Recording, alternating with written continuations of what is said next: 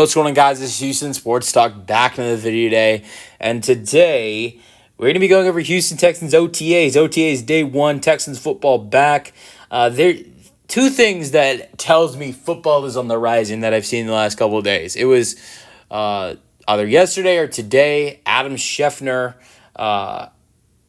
saying or reminding all football fans, and he does this every year, that we are 100 days away from the NFL season opener between the Cowboys and the Eagles, which every year that Adam Schefter or whoever does it makes the announcement that a reminder that it is 100 days away from the season kickoff, I always say to myself, well, think about when preseason starts, or training camp starts, because if 100 days seems far away, then it's really like just 60 days away until you see, training camp and preseason back instead of it being 100. Because I really enjoy preseason and training camp football, and that is what is next after OTAs. But OTAs is back. Texans got in some work today. We're gonna go over what happened OTAs day one. Now let's go ahead and thank all the people that were able to make this happen, and and how we know everything that's happening in OTAs day one and the future days in OTA. The guys that are there, Landry Locker. These are the guys that are giving you updates on on social media, on X. Landry Locker is one of the guys. Chancellor Johnson, who used to work for KRPC. I don't know if he's still at KRPC though.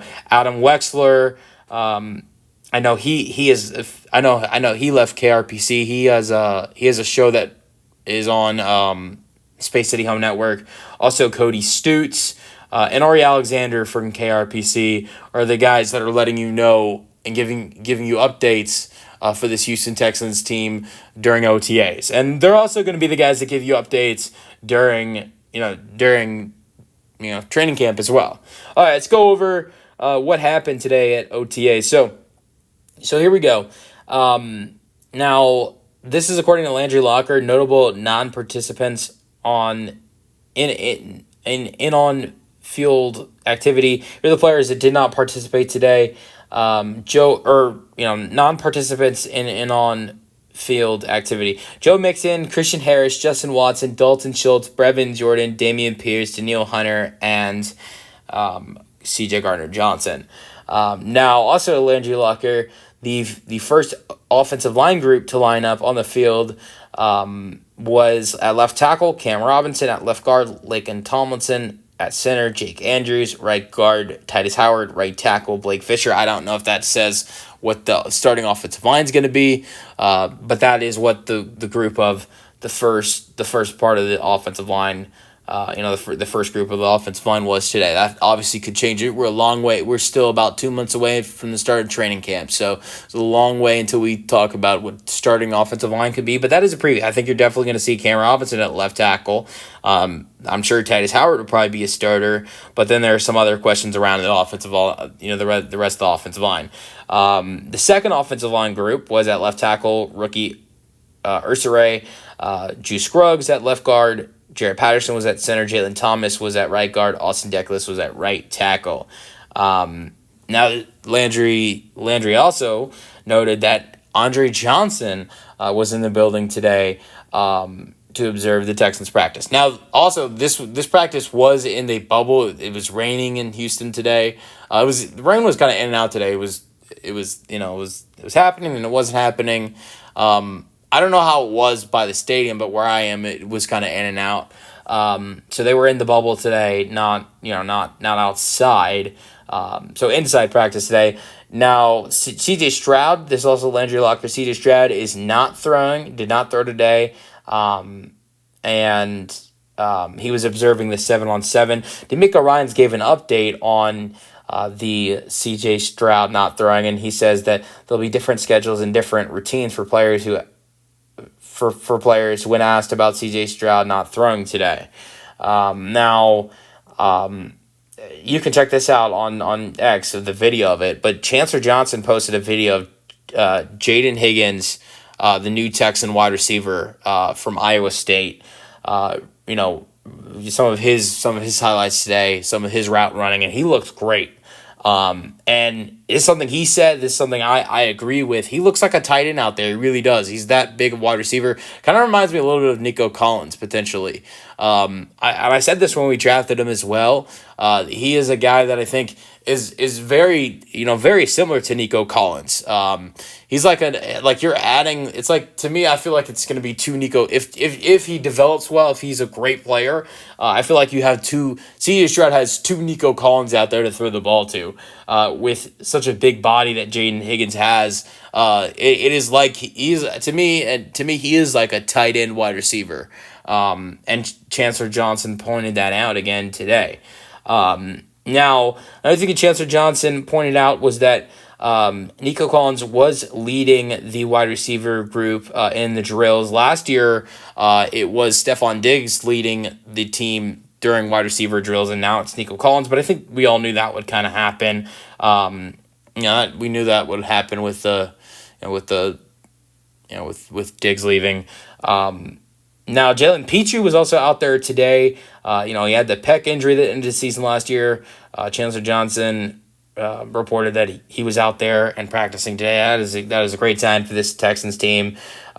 This has nothing to do with the practice, but today D'Amico Ryans also announced that they will do 1 day of joint practices with both the Lions and the Carolina Panthers in their preseason games. I know the joint practice for the Panthers, which is the joint practice will be in Houston, is August 16th. I gotta mark that on my calendar. And then the joint practice against the Lions is not in Houston, that is in Detroit. I don't know the date for that. I do know August 16th is the date for the Panthers joint practice.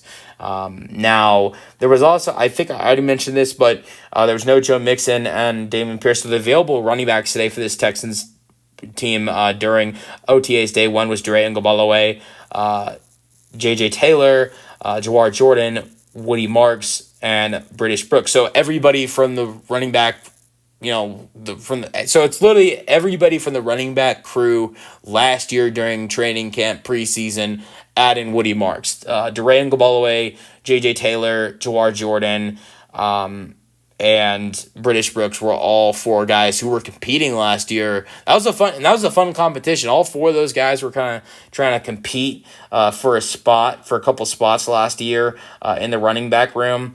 And Dameon Pierce as well. Dameon Pierce was competing as well. I don't know if he's going to compete for a roster spot this year. I think last year he was much better, compared to the year before. But you add Woody Marks to this running back room. Look, if guys, you saw the production last year in preseason training camp from British Brooks, J.J. Taylor, Jawar Jordan, and Dre Ngabalawe, how good those guys were in training camp and preseason. If Woody Marks plays like that, and maybe Dameon Pierce struggles a little bit like he was last year at times, this could be another, off-season, or I'd say training camp preseason heated running back battle for this Texans team. Really could be. And more interesting now that there's an extra running back in the room this year with Woody Marks, the Texans' 4th-round draft pick from USC.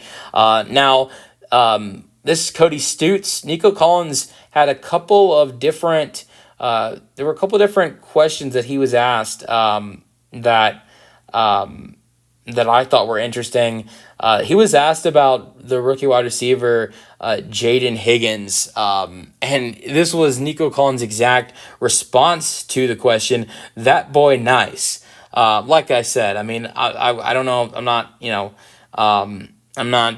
I think before we say "that boy nice," we have to actually see that on the field. Well, for Nico personally, he's actually seen it in front of him though. But to me, I think I look at what he did at Iowa State, the small clips of what I've seen at OTAs day one. I think he's going to be very special. Now, also, Nico Collins was asked if he was interested in. He was asked about the potential playing flag football in the Olympics, And he said that he'd be interested in winning a gold medal playing flag football in the Olympics. So it's not crazy stuff going on at OTAs day one. Just really talking about the guys that didn't participate today, the guys that did participate, some of the questions that were asked, some of the comments that some of these players or D'Amico Ryan said. The fact that Andre Johnson was in the building today. Those are kind of, like during training camp, we'll go over a lot of stuff like who's playing good, who's playing bad, who's doing that. And maybe as OTAs go on, we'll get into more of that. But I think day one's just more talking about who's showing up, who's not playing and who's not practicing. And then some of that other chatter that I talked about. But I'm excited for Texans football to be back. You guys give me your thoughts in the comment section, and peace out. Go Texans.